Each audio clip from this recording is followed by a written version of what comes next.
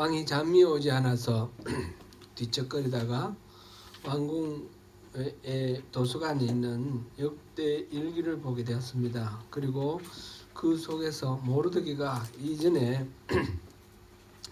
왕을 암살하려고 하던 업무, 두 내시의 업무를 고발한 내용을 읽게 되었습니다.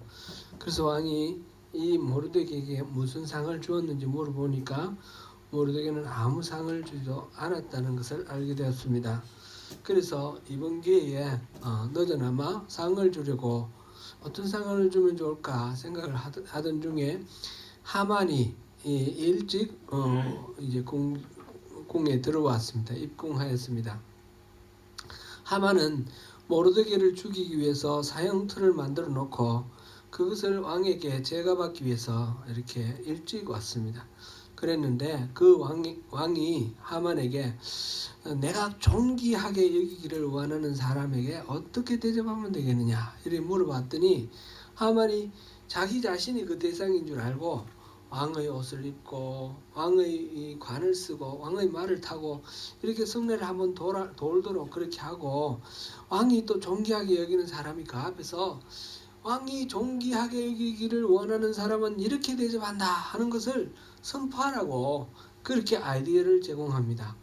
그랬더니 왕이 이 하만 말은 아주 그냥 찰떡같이 듣는 왕이라서 너무너무 신임을 하니까 그 좋다, 굿 아이디어다. 그래서 모르드게에게 왕의 옷을 입히고 왕의 왕관을 세우고 왕의 말을 타고 이렇게 시내에 나갈 때에 너 하만이 그 앞에서 콧배를 끌고 다니면서 시민들에게 왕이 존귀 여기는 자는 이렇게 대접한다 이렇게 외치라 이렇게 해서 한 바퀴 돌았습니다. 자기가 죽이려고 지금 높은 장대 이렇게 만들어가서 사형틀을 만들어 놨는데 그 모르드게를 오히려 사람들 앞에서 왕이 존귀 여기는 사람은 이렇게 대접한다 그러면서 막 찬양을 하고 찬미를 하고 이렇게 다니니까 너무너무 자존심도 상하고 수치심과 그 모욕감 그래가지고 부들부들 떨면서 집에 들어와서 친구들과 부인에게 얘기를 했더니 아이고 이거 큰일 났다는 거죠. 이제 당신이 굴욕을 받기 시작했으니까 저 사람이 진정 유다인이라면 이제 당신은 엎어질 거다. 끝장날 거다. 그렇게 불길한 예언을 합니다. 너무너무 기분 나빠가 있는데 마침 그때 왕후가 잔치를 베풀어 가지고 두 번째 잔치죠. 그래서 오라 그래서 그 내시들과 같이 입궁을 하였습니다. 오늘은 그 다음에 일어나는 왕후의 두 번째 잔치 자리에서 일어나는 일들 우리 함께 살펴보겠습니다. 왕은 하만과 함께 왕후 에스더가 베푼 그 두 번째 연회에 참석합니다. 아하수에로 왕은 에스더가 이번에는 소청을 꼭 말할 것이다 생각을 하면서 몇 번씩이나 이렇게 미루면서 말하고자 하는 그 소원이 뭘까? 이 왕후의 그 소청이 뭔가 궁금해합니다. 하만은 낮의 일로 기분은 안 좋지만 그래도 왕과 함께 자기만 왕후가 초청했다는 것 때문에 너무너무 그래도 기분이 좋아서 이것으로 명예가 좀 회복될 것이다 기대하면서 그 자리에 나왔습니다. 왕은 다시 왕후에게 소청을 묻습니다. 네가 바라는 게 뭐냐? 무엇이든지 말해라. 나라의 절반이라도 주겠다. 이거는 5장 3절에서 첫 번째 말했고 5장 6절에서 두 번째 말했고 지금 7장 2절에서 세 번째로 말하는데 점점 더 확실하게 무엇이든지 말해라. 내가 뭐든지 나라의 절반을 내가 줄 테니까 기탄 없이 말이라고. 처음에는 뭐 이렇게 주저주저하는 그런 기색도 있으니까 그걸 안심시키기 위해서 그렇게 격려를 합니다. 격려를 했더니 드디어 에스더가 그 소청을 말하는데 그 내용이 좀 충격적입니다. 내가 왕의 목전에 은혜를 입었으며 왕이 좋게 여기시면 내 소청대로 내 생명을 주시고 내 요구대로 내 민족을 내게 주소서. 왕이 내게 은혜를 베푸시고 또 왕이 날 좋게 여기신다면 제발 좀 살려주세요. 나 좀 살려주세요. 그렇게 말하는 거예요. 그죠? 그럼 우리 민족 좀 살려주세요. 지금 이 왕후가 너무너무 이뻐가지고 나라의 절반이라도 준다 그랬는데 그만큼 총애하는 이 왕후인데 왕후가 나 좀 살려주세요. 그런단 말이죠. 누가 지금 이 왕후를 죽이려고 한다는 얘기 아닙니까? 누가 감히 내가 총애하는 이 왕비를 죽이려고 하는가? 그러면서 잔뜩 이렇게 경계하는 마음과 좀 자기 호기를 이렇게 또 내세우면서 도대체 누구냐고 물어보는 거죠. 이때 왕비가 내 생명을 살려주세요. 먼저 날 살려주세요. 이렇게 말한 것이 참 잘 주요를 한 것 같습니다. 먼저 민족을 말해도 이게 순서가 바뀌어도 또 다를 것 같아요. 제발 나 좀 살려주세요. 그러니까 뭐? 이 왕후가 날 살려달라는 말이 왕에게는 충격적으로 들리겠죠. 자기가 가장 존경하는 사람이고 자기는 지금 페르시아 제국 127개 주의 제왕이에요. 페르시아 제국은 그 당시 세계에서 가장 영토가 넓은 나라예요. 비록 그리스를 정복하는 데는 실패했지만 군사력도 가장 강한 나라예요. 이집트까지도 지금 정복했어요. 이집트, 이디오피아까지. 동쪽으로는 인도까지 정복했어요. 어마어마한 대제국을 이룬 그 대제국의 왕인데 자기가 존경하는 그 부인이 목숨을 살려달라고 그러니까 이게 참 가짜는 일이죠. 같이 하는 일이에요. 어떻게 이 왕후를 죽이려고 하는 자가 있단 말인가. 그러면서 또 자기 민족을 살려달라 그럽니다. 민족은 가족, 그 다음에 확대된 그런 민족이죠. 지금 에스더가 자기 혼자만 살려고 지금 이 왕에게 나온 건 아니죠.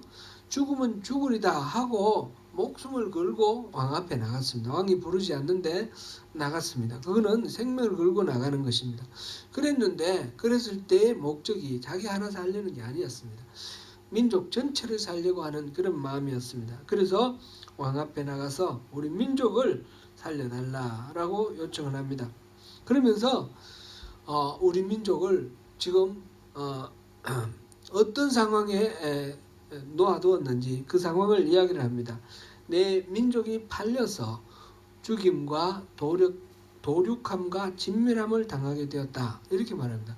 죽임과 도륙함과 진멸함, 이건 다 죽이는 건데 아주 잔인하게 점점법으로 점점 더 강하게 그렇게 표현을 했습니다.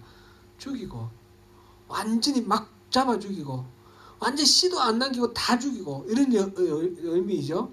그런 식으로 막 다 죽이도록 그렇게 하게 되었습니다. 노비로 팔리는 정도라면 내가 왕 앞에 이렇게 말 안 할 겁니다. 우리 민족이 노비로 팔리면 그래도 목숨을 구하잖아요. 그런데 노비로 팔리는 것이 아니라 완전히 멸족시켜 버린다고 합니다. 그런데 그 앞에다가 뭐라고 말했냐면 내 민족이 팔려서 그랬어요. 팔려서. 지금 하만이 왕에게 이 법을 만들 때 뇌물을 바쳤죠. 은 1만 달란트를 바쳤습니다. 은 1만 달란트 그거 왕에게 바쳐가지고 이 민족을 없애버리려고 하는데 그게 거래가 가능한 거래인가 한번 생각해 보세요. 노비로 팔아도 이거는 너무너무 손해나는 거래입니다. 하물며 죽이려고 하는데 이게 얼마나 엄청난 손해일까요? 이 민족이 지금 유다 민족이 일해서 내는 세금도 물론 많겠지만 세금만으로 말하는 게 아니죠. 유대 민족은 예나 지금이나 이때 지금 바벨론 포로로 끌려갔을 때 그때 상황이나 요즘이나 거의 비슷합니다. 이 유대 민족들은 옛날부터 이 상업 활동을 열심히 했어요. 이집트에 가서 노예 생활할 때는 그냥 막 람세스 그 국고성도 짓고 뭐 하면서 완전 노예로 살았지만 이 바벨론으로 포로로 끌려갔을 때는 노예로 산 것이 아니고 포로로 끌려가서 자유롭게 살게 해줬습니다. 자기 생업을 가지고. 그래서 이 사람들이 주로 한 게 상업이라는 거예요. 이 학자들이 연구해 본 거는 이들이 하는 게 주로 상업인데, 상업을 하면 말하자면 그 나라의 경제를 돌리는 사람들이에요. 물건을 여기 사서 저기 갖다 팔고 이렇게 하는 거잖아요. 그 거래를 하니까. 그러니까 유대인들을 단순히 세금만 계산해도 뭐 적지 않을 텐데, 그것뿐 아니라 이 페르시아 제국의 경제를 돌리는 사람들인데, 그 사람들 다 1만 달란트, 은 1만 달란트 그거를 벌려고 이것들 다 죽여버리면 그 다음에 경제가 아주 어려워질 것이고, 이 왕으로서 손해가 이만저만이 아니다, 그런 얘기를 하는 거예요. 사실 이 하만이 이 유대민족을 다 죽여버리려고 하는데 왕도 책임이 있는 거죠. 그 자세히 뭐 이렇게 따져보지 않고 그냥 하만 자기 신뢰하는 신하라고 해서 무조건 인장도 던져주고 네가 알아서 해 그랬으니까 왕도 책임이 있는데, 지금 이 에스더가 얘기를 하면 왕 당신께도 책임이 있습니다, 이렇게 하면 말이 안 될 거 아닙니까? 그죠? 그러니까 왕의 책임은 묻지 않고, 근데 따져보면 왕에게도 손해가 되니까 그렇게 말해서 왕이 판단을 해서 자신의 입장에서 이렇게 추궁당하거나 그런 것이 아니라 타산적으로 생각해서 어느 쪽이 유리한가 생각하도록 만들어주는 말이에요. 그렇게 말하자면 이 에스더가 굉장히 지혜로운 것 같아요. 이렇게 말 좀 참 지혜롭게 잘할 줄 알면 좋겠어요. 먼저 자기 생명을 말하고 민족을 말하고, 민족을 지금 팔아가지고 이렇게 하는데 너무너무 손해됩니다. 노비로 파는 거 하고도 그래도 손해될 텐데 지금 다 진멸한다니까 엄청난 겁니다. 이렇게 말을 하니까 그래? 이런 생각이 확 들어오도록 아주 잘 이야기를 했습니다. 이 말을 들은 왕은 크게 대노하면서 이런 아주 고약한 나쁜 아이디어를 심중에 품고 있는 놈이 어떤 놈이냐? 그놈이 어디냐? 이렇게 이제 물어보는 거죠. 그 말이 아직도 왕은 지금 에스더가 하는 이 이야기의 내막을 잘 모른다는 얘기죠. 에스더가 하는 거는 하만이 법을 만들어 가지고 유다인은 다 죽어도 좋고 그리고 그 재산은 다 빼앗아도 좋다라는 법을 만들어서 전국 127개 주에 그 관리들에게 다 따로 교육을 시켰어요. 이렇게 했는데도 왕은 지금 모르고 있는 거예요. 다 하만에게 다 맡겨버리고 위임해버리고 자기는 그때 하만이 한 얘기는 그냥 흘려듣고 지나가 버렸어요. 그래서 나의 생명을 구해주시고 우리 민족을 구해주세요. 우리 민족이 팔렸습니다. 그래도 그게 무슨 말인지 잘 아직도 이해를 못하고 있는 거죠. 그래서 하만이 그때 유다민족이라고 말을 안 했어요. 그때는 한민족이 이 나라의 법을 안 지킵니다. 그래서 나라를 어지럽게 만듭니다. 그렇게 말했기 때문에 어떤 잘 모르는 어떤 민족이 그런 민족이 있는가 그런 생각을 했겠죠. 유대민족은 다 알아요. 유다민족은 아주 페르시아나 바벨론이나 그 앞에 아시리아나 유대민족은 거기에 아주 지정학적으로 아주 꼭 이집트로 가는 그 길목에 있잖아요. 그렇게 지정학적으로 위치도 좋지만 이 나라가 굉장히 이 민족이 굉장히 깨어있단 말이죠. 율법을 가지고 하나님을 믿으면서 요즘도 유대인들이 올림픽이 아니라 그 노벨상 가장 많이 탄 민족이 유대민족 아닙니까? 옛날에도 나라가 흥했거나 망했거나 간에 이거는 골칫덩어리인 거예요. 그 주변 나라들이 그 나라는 항상 골칫덩어리라서 유다민족은 누구나 다 모르는 사람들이 없어요. 여기는 어떻게 잘 다루어야지 된다는 거 아는데 아수에르 왕도 잘 알죠. 그런데 지금 그 한민족이 유다민족이라는 사실도 모르고 있고 지금 이 에스더가 유다민족이라는 것도 모르고 있고 지금 에스더가 살려달라고 하는 그 민족이 유다민족이라는 것도 잘 모르고 있습니다. 잘 모르고 있는 그런 상황에서 어떤 놈이 그렇게 마음속에 나쁜 생각을 품고 있느냐, 누구냐, 어디냐 이렇게 말을 했습니다. 에스더가 그때 그 대적과 원수는 바로 다름 아닌 이 하만입니다. 이렇게 말을 했을 때 비로소 왕이 깨달은 거야. 아, 하만이 말하던 그 민족인가? 아이고, 머리에 더 들어오는 거죠. 엄청난 충격에 이제 사로잡힙니다. 아수르 왕도 자기도 모르는 사이에 이 엄청난 음모가 진행되었다라는 것, 그리고 그 결과적으로 그 대적이 하만이 자기가 사랑하는 그 아내 왕후의 생명까지도 노리고 있다는 사실을 알게 되었습니다. 깨닫게 되었습니다. 그래서 엄청난 충격과 함께 분노하면서 이걸 어떻게 해야 되나 어찌할 바를 모르고 이렇게 후궁떨로 이렇게 나갔습니다. 에스더는 이렇게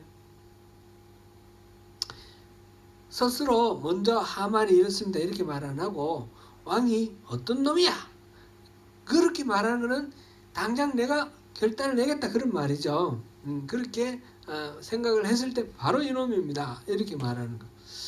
그 나단 선지자가 다윗에게 얘기를 할 때 그 다세바를 가늠했을 때 나단 선지자가 다윗을 찾아가서 어떤 마을에 부자가 있는데 손님이 찾아왔는데 자기 집에 있는 소와 양은 잡지 않고 옆집에 가난한 한 집이 있는데 그 집에 양을 마치 딸처럼 그렇게 아끼는 그런 집이 있었습니다. 근데 이 부자가 그 양을 빼앗아다가 손님을 대접했습니다. 그랬더니 왕이 화를 끝까지 내는 거죠. 머리 끝까지 내면 그래? 어떤 놈이야? 그런 놈은 내가 맹세컨대 그런 놈은 내가 반드시 이렇게 벌을 내릴 것이다. 그렇게 말했을 때 나단이 바로 당신이요 이렇게 딱 말을 하잖아요.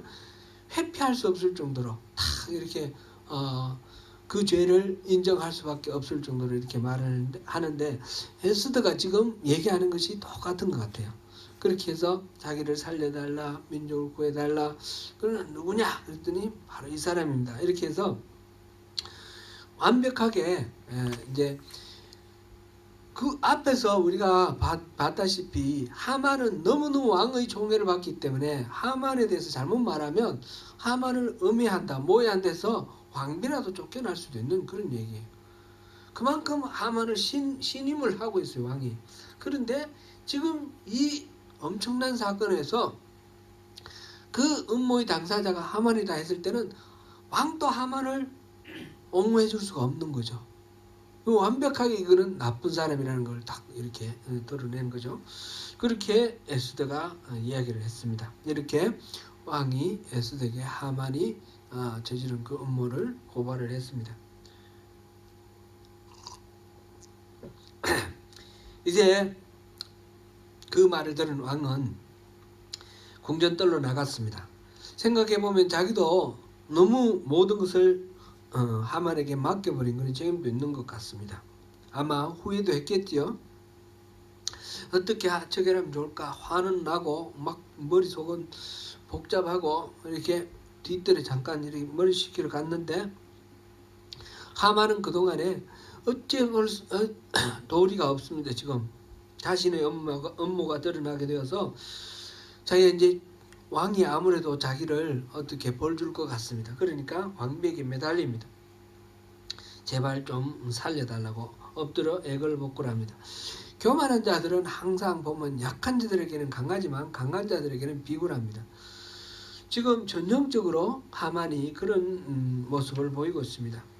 그럴 때 후원에 나갔던 왕이 돌아왔습니다. 돌아왔는데 왕은 이 하만이 하는 짓의 이 해괴한 짓을 보고 왕은 더 분노가 치솟습니다. 하만이 애걸복걸하고 왕의 옷자락에 매달리는데 어떻게 지금 표현되어 있느냐 하면 8절에 하만이 에스더가 앉은 걸상 위에 엎드렸거늘 이렇게 되어 있습니다. 걸상 위에 엎드렸거늘. 걸상 우리 앉는 의자인데 우리 성경에서 보면 신약 시대 때도 그렇고 구약 시대는 더 그렇고 이 의자가 우리가 앉는 이런 의자가 아니고 식사할 때 앉는 의자는 누운 것처럼 빈듯이 누워서 음식을 먹습니다. 그런 걸상입니다. 지금 에스더가 거의 누워있는 반쯤 이렇게 누운 상태에서 이렇게 있는데 지금 잔치 자리니까 그죠? 누워있는데 거기에 가서 막 이 살려달라고 막 옷자락 잡고 하니까 왕이 볼 때 이상한 거죠. 이놈이 이 왕궁 내 앞에서 내 눈앞에서 강간까지 하려는 거냐? 그러면서 더 화가 났습니다.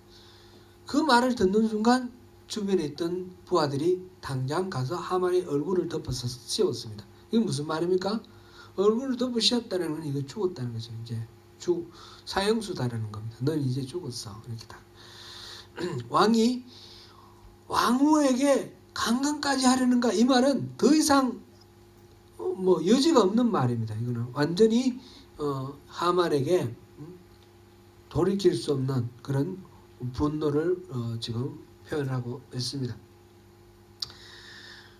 왕은 애초에는 꼭 그렇게 죽이려 하지 않았을지도 모르겠습니다. 그러나 잠깐 자리를 비운 사이에 이 하만이 자기 목숨을 구걸하기 위한 행동이 오히려 왕을 모욕하고 왕비를 급간하려는 행동으로 보였습니다. 더 이상 인정사정 볼 것 없이 하만은 죽음에 처하게 되었습니다. 그랬을 때 왕의 내시 하르보나라는 사람이 하만의 집에 왕에게 충성스러운 그 보고를 했던 그 음모를 암살 음모를 보고를 했던 모르드게 있죠. 그 모르드게를 죽이려고 하만의 집에 사형틀을 만들어 놨습니다. 그렇게 보고를 하는 거예요. 하르보나가 아마 하만을 데리러 가서 왕후의 잔치에 오라고 데리러 가서 그 보고 왔겠죠.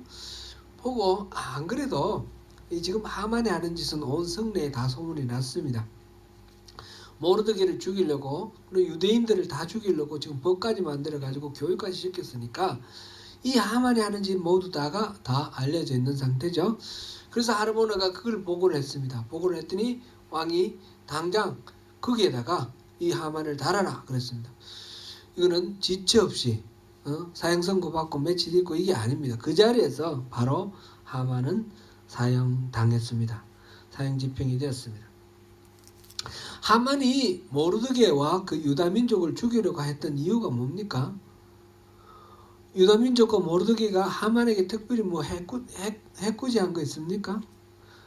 없습니다. 손해를 끼친 것도 없고요. 단지 자기 자존심이 상한 거죠.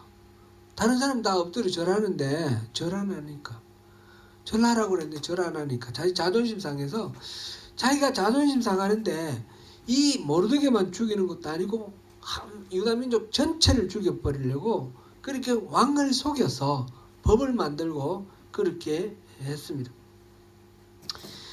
자기 자신의 자존심을 건드린 모르드게에 대한 적개심 때문에 민족을 멸족시키려고 하는 이 어리석은 하만의 이 탐욕, 이것이 결과적으로는 자기 스스로를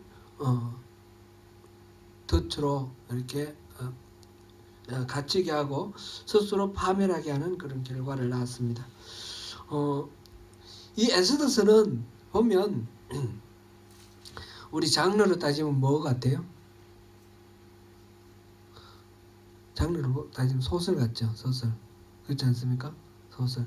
룻기도 소설 같고, 그래서 이는 문학 작품 같아요. 문학 작품.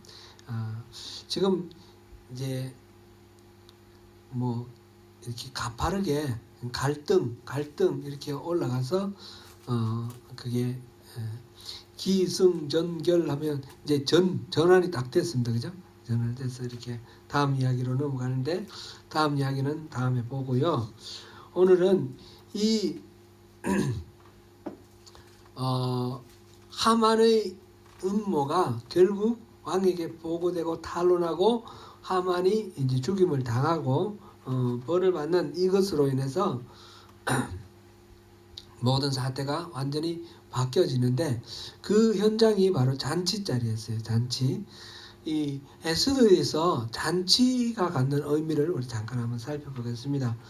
에스더에 나오는 잔치는 히브리 말로 미시테라는 단어인데, 이거는 잔치 중에서도 술잔치예요. 술잔치.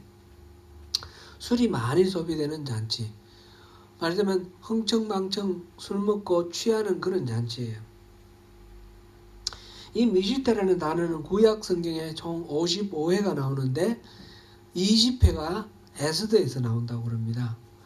20회 에스더에서 나오는데 그거는 잔치를 20번 했다는 뜻은 아니고 잔치에 대해서 반복해서 설명하는 게 있으니까 잔치는 총 10번이 나옵니다.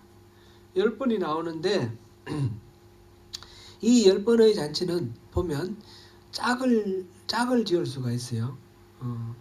1장 3절에 왕의 잔치가 있습니다.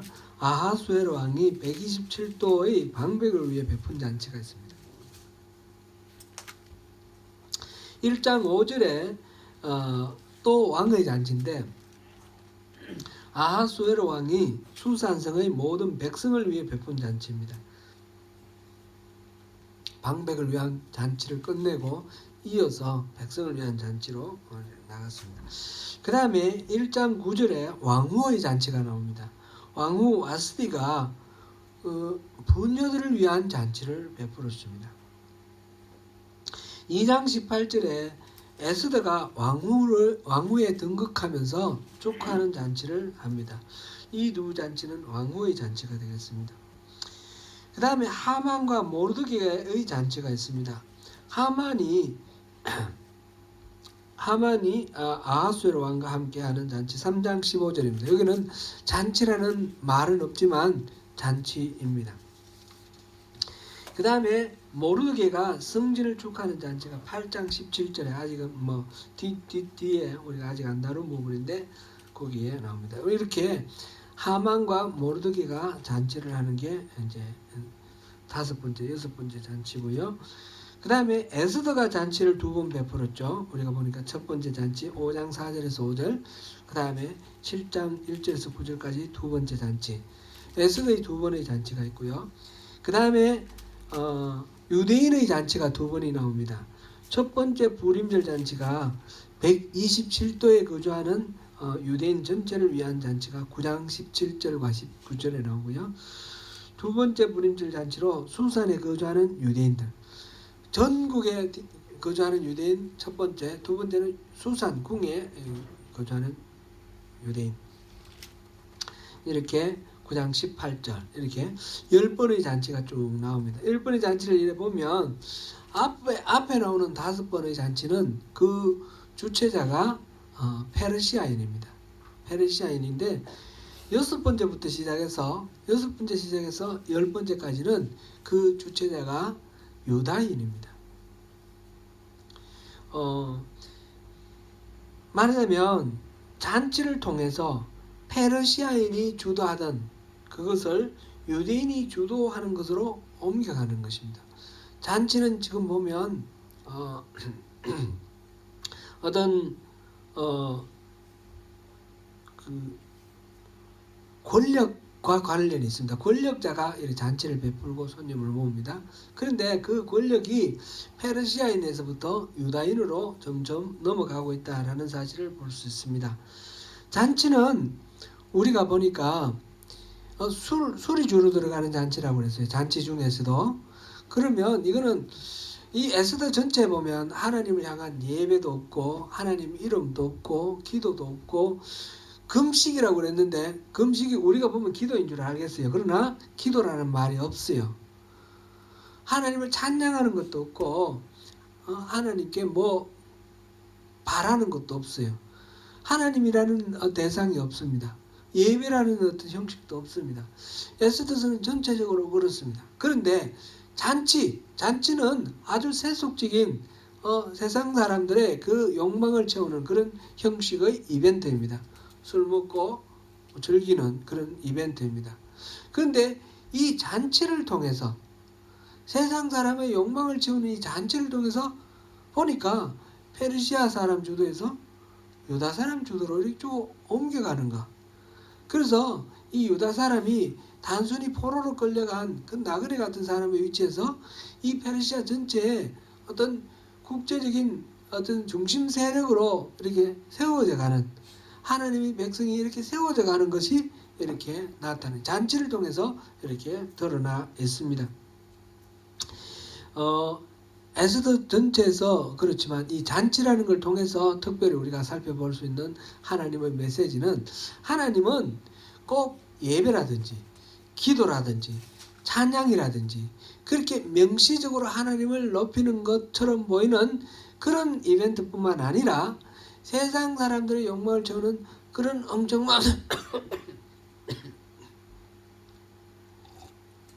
엉청망청한 이런 잔치를 통해서도 하나님은 분명히 일하신다는 겁니다. 하나님은 그렇게 살아계시고 그렇게 일해 가신다는 것입니다. 이 하나님이 안 보이는 것 같고, 하나님이 일 안 하시는 것 같고, 하나님이 기도를 안 들어주시는 것 같은 그런, 어떻게 보면 절망적이기도 하고, 이러한 하나님의 부재 사회, 하나님의 부재 상태, 그것이 지금 에스더서가 상징하고 있는 것입니다. 오늘날 우리 사회를 보면 점점 하나님의 부재 시대로 들어가는 것 같아요. 교회는 지금 세상의 조롱거리가 되어 있고, 막 옛날에 그렇게 신령한 신유의 연사를 받았다고 그렇게 말하던 사람들이 막 기도하면 모든 병들이 다 낫는다 그러는데, 그런 사람이 다 전염병 다 걸려버렸어요. 그러니까 막 우리가 믿는 어떤 이 신앙의 능력이라는 것이 이상하게 되어가고 있습니다. 우리는 애써 그게 아니다고 생각하지만 세상 사람들은 그렇게 생각하게 되어 있는 그런 상황입니다. 점점 하나님이 이때까지 이 세상에서 일하다가 이제 다 손 털고 떠나시는 것 같은 그런 느낌이 드는 그런 시대에 우리가 살고 있습니다. 안 그렇습니까? 에스더서는 바로 그러한 이 시대를 살아가는 우리에게 주시는 하나님의 아주 강렬한 메시지입니다. 하나님이 안 보이는 것 같아도 절대로 하나님이 안 계시는 것이 아니다는 것입니다. 안 보이는 부재의 시대라고 할 때, 그럴 때 바로 하나님은 더 열심히 적극적으로 일하고 계신다는 것입니다. 우리는 절대로 좌절하거나 낙심하거나 절망할 필요가 없습니다. 꼭 굳이 하나님이 찬양하지 않더라도, 하나님께 예배하지 않고 기도하지 않더라도, 그 아무렇지도 않게 보이는 그런 상황 속에서 하나님이 어떻게 일하시는가, 그거를 우리가 찾고 발견하는 것이 중요한 것입니다. 결국은 우리가 율법학자들이나 바리새인이나 이 유대 교도들처럼 율법을 지킨다, 하나님께 이렇게 섬긴다는 그런 형식적이고 정례화된 그런 행동이 중요한 것이 아니고, 실질적으로 우리 삶 속에서 어떻게 하나님과 동행하느냐, 그게 중요하다는 것입니다.